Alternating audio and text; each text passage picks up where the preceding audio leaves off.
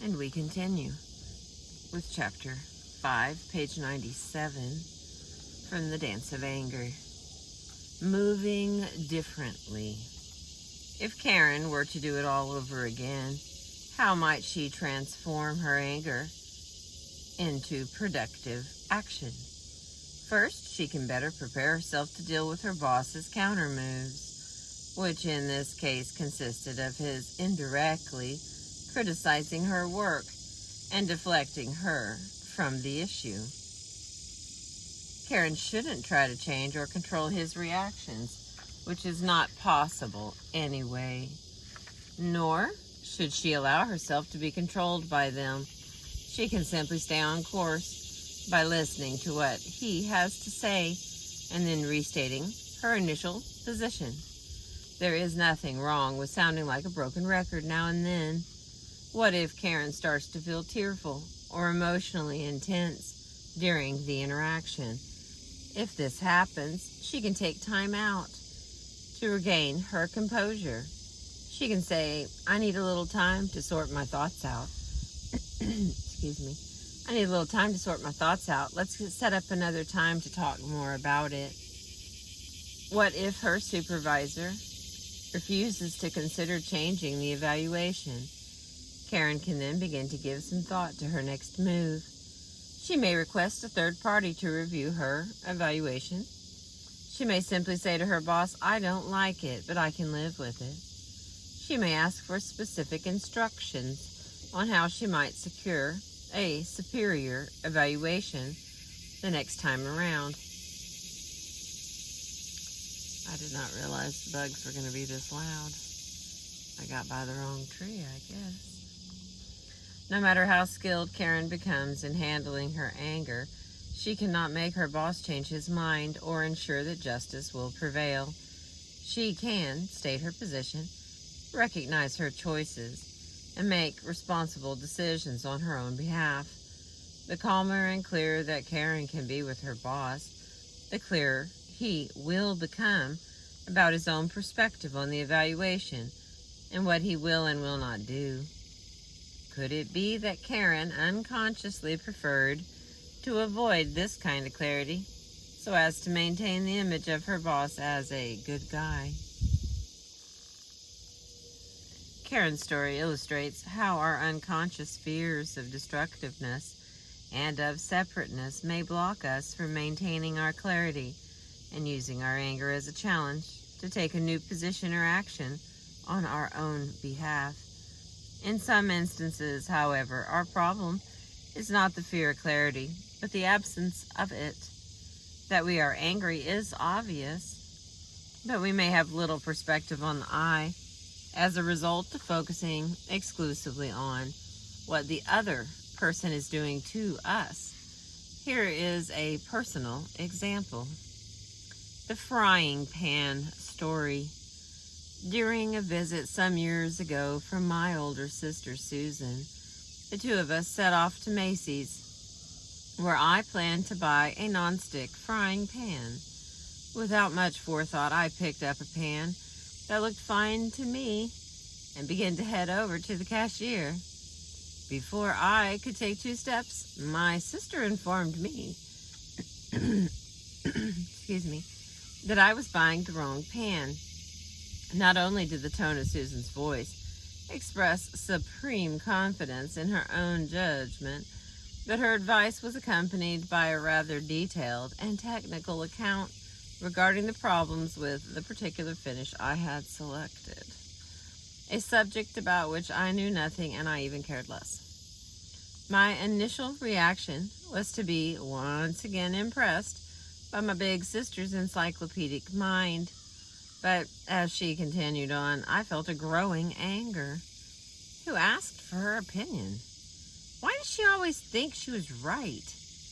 Why does she behave like the world's expert on all subjects? I briefly toyed with the idea of bopping her on the head with the pan I had in hand, but resisted the impulse. Instead, I marched over to the cashier like a sullen and rebellious little sister, and I paid for the pan I had chosen myself. It proved to be of poor quality and short-lived. just as Susan had predicted. An old saying tells us, we teach what we most need to learn. When I was recounting the incident to my friend Marianne Albright, who conducts anger workshops with me, I was as far from personal clarity as any person could be. Why was I angry? The answer was simple. Because my sister was so difficult. She had caused my anger by her opinionated style and by her need to be an expert on all matters. Everything I said to Marianne about my anger was a statement about my sister. Not one word about my own self. Marianne listened and then responded lightly, well, I would love to take your sister shopping along with me. I would have been fascinated to learn about different types of nonstick cookware. Susan is so knowledgeable. Marianne was speaking honestly. If she had been in my shoes, her reaction to Susan's knowledge and personality would have been entirely positive. Instead, the very qualities that I was criticizing were those that endeared Susan to certain others, my parents included.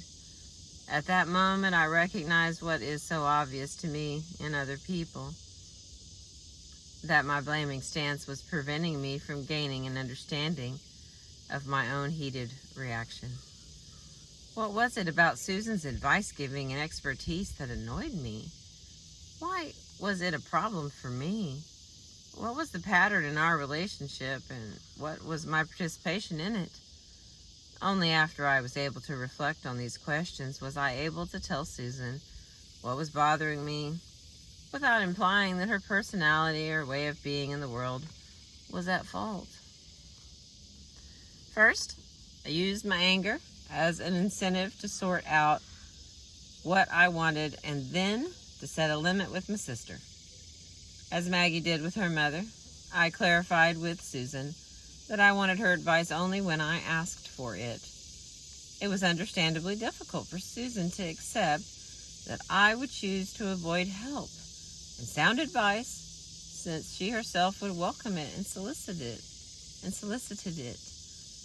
To help explain the problem that I had receiving her advice, I told her a bit about my experience of being a younger sister. You know, Susan, all my life I've seen you as a brilliant star. I have always looked up to you as the person who had all the answers. I felt you knew everything and could do anything. And I felt I was in a one-down position. Like I didn't have much to teach or to offer you in return. In fact, when I feel intimidated by your brilliance, I react by becoming even less competent.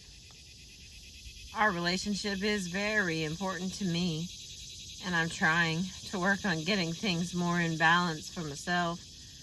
What I think will help me is to steer clear of my big sister's help and advice for a little while. I know that may sound silly and ungrateful because you are really good at being helpful, but that's what would be most useful to me just at this time. I was, in fact, asking my sister to make a change in her behavior. However, I was asking her to make a change not because her advice giving was bad or wrong or even excessive, but rather because that would be helpful to me. In light of my reactions to big sisterly advice, reactions for which I took full responsibility. Sharing my dilemma with Susan, including my envy about her being the brilliant star in the family, was an important step in breaking out of an old, over-functioning, under-functioning pattern in which Susan was in the role of the competent helper and I in that of the less competent helpee. In the past, the more Susan expressed enough wisdom and competence for the two of us, the more I would react by de-selfing myself into a state of conspicuous fuzzy-headedness. And I verbalized my wish to be able as I verbalized my wish to be able to provide something for my sister, rather than always being on the receiving end of her big sisterly wisdom, Susan responded by sharing some of her problems with me. And it became evident to me for the very first time that she valued my perspective. Over time, our relationship became more balanced, and I no longer felt myself to be at the bottom of the seesaw. Today, I do value her advice, solicited or not, on any number of subjects, nonstick cookware included. Using our anger as a starting point to become more knowledgeable about the self does not require that we analyze ourselves and provide lengthy psychological explanations of our reactions, as I did with Susan. If I had not identified some long-standing relationship issues, I might have simply told my sister that I didn't want advice and really wasn't clear about why. The essential ingredient of this story is that I used my anger to clarify a request based on my own personal wants, and not because I sought to become an uninvited authority on how Susan should best conduct herself. Anger is a tool for change when it challenges us to become more of an expert on the self and less of an expert on others. Taking a firm stand. Learning to use our anger effectively requires some letting go of blaming that other person whom we see as causing our problems and failing to provide for our happiness. Letting go of the notion that it is our job to change other people or tell them how they should think, feel, or behave. Yet this does not mean that we passively accept or go along with any behavior. In fact, a live and let live attitude can signal a de-selfed position. If we fail to clarify what is and is not acceptable or desirable to us in a relationship. The main issue is how we clarify our position. Recently, I worked with a woman named Ruth who was furious over her husband's neglect of his health. He had received poor medical treatment for a serious leg problem that was worsening, and he had no plans to seek further help. Ruth expressed her anger by lecturing him on what he should do for himself and interpreting his feelings and behavior. You are being self-destructive. You are neglecting yourself the way your father did. You are denying your own fears, etc. Her husband, in response, adopted an increasingly bland attitude toward his problem, which was understandable since his wife was voicing enough worry for the both of them, and became more dogmatic in his refusal to consider further treatment.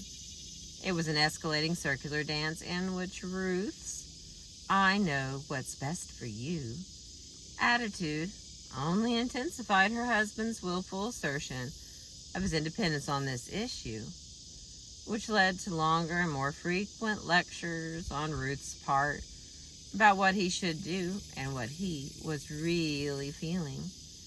Like many women, Ruth was becoming the emotional reactor for her man, while he played out the role of the emotional dumbbell. It was a big step for Ruth to recognize that it was up to her husband to determine his own feelings, to choose his own risks, and to assume the primary responsibility for his own health. This was his job, not hers. But it was equally important for Ruth to take her anger seriously, to use it to clarify, first to herself and then to her husband, that she was unable to live with the status quo and go about business as usual. Ruth made an important change when she talked to her husband about her own feelings, instead of criticizing and instructing him.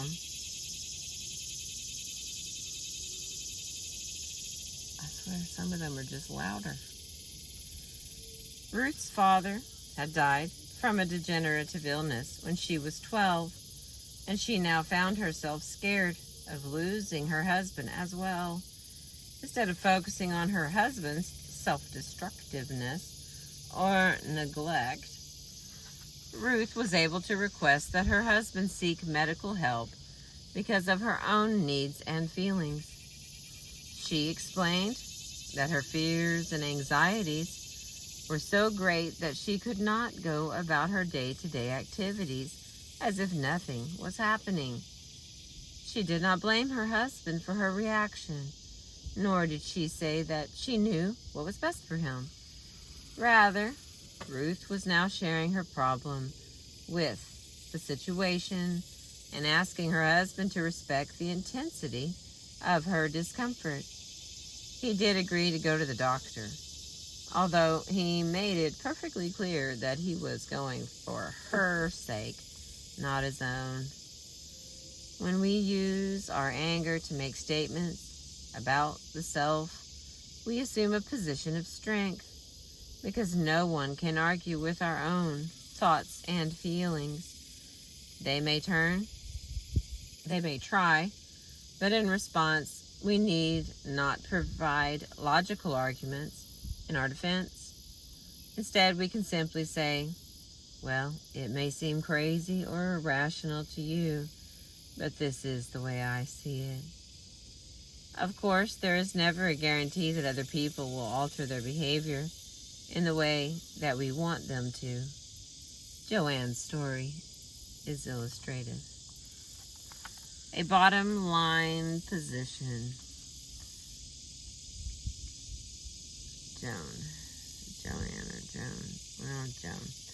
Joan and Carl had been living together for a year and had maintained their separate friendship with both sexes. They were in agreement that they were committed to monogamy, but did not want to sacrifice the opportunity to have close friends. This informal contract proved to be workable until Carl began spending time with his young research assistant, who was in the process of going through a divorce. In response, Joan found herself feeling jealous, threatened, and angry. For almost a year, the relationship between Carl and his assistant remained the focus of non-productive fighting. Joan would question whether Carl's feelings were truly platonic, and Carl, in turn, would accuse her of being paranoid and possessive. Oh, they had countless intellectual debates regarding boundary issues. Was it appropriate for Carl's assistant to call him at home in the evening to talk about her divorce? Was it okay for Carl to have dinner with her or just lunch? Joan shifted back and forth between blaming Carl and blaming herself, while nothing was resolved. Her recurrent anger, however, was a strong signal that despite the passage of time, she was not at peace with this relationship. The turning point came when Joan stopped complaining about Carl's behavior. She stated openly that the situation was not acceptable to her. She did not criticize him for doing something bad or wrong, and she even acknowledged that another woman in her shoes might not complain, or might even welcome the opportunity to do the same herself. Joan's point was simply that she was experiencing more jealousy and anger than she could live with. When Carl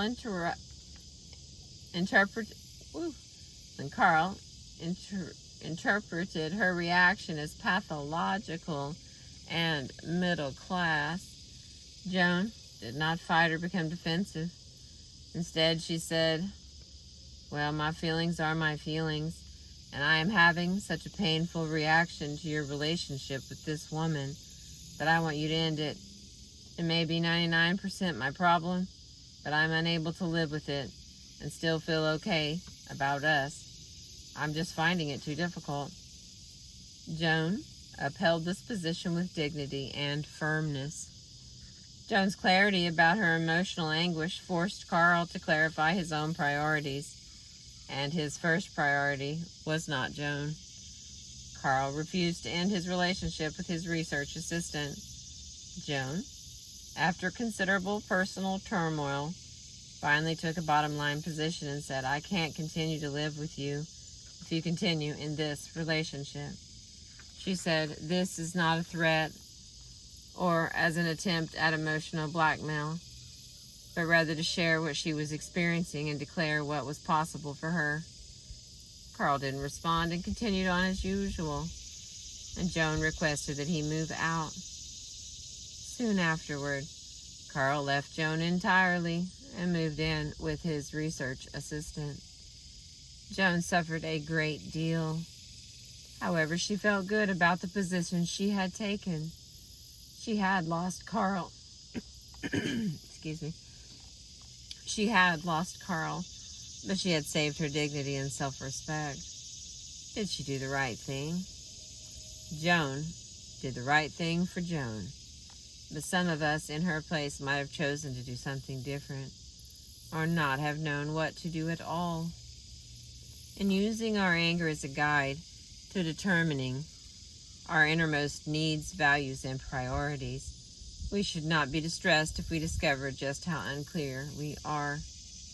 If we feel chronically angry or bitter in an important relationship, this is a signal that too much of the self has been compromised, and we are uncertain about what new position to take or what options we have available to us. To recognize our lack of clarity is not a weakness, but an opportunity, a challenge, and a strength.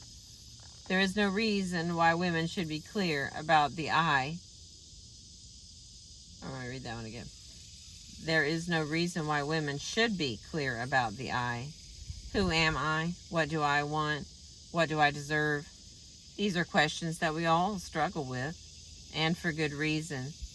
For too long, we have been encouraged not to question, but to accept other defining notions of our true nature, our appropriate place, our maternal responsibilities, our feminine role, and so forth. Or we have been taught to substitute other questions. How can I please others? How can I win love and approval? How can I keep the peace? We suffer most when we fail to grapple with the who am I questions, and when we deny feelings and anger that signals that such questions are there for us to consider. It is an act of courage to acknowledge our own uncertainty and sit with it for a while. Too often, anger propels us to take positions that we have not thought through carefully enough, or that we are not ready to take. Nor does it help that those around us may be full of advice and encouragement to act. Leave that man already. Tell your boss that you won't do the assignment.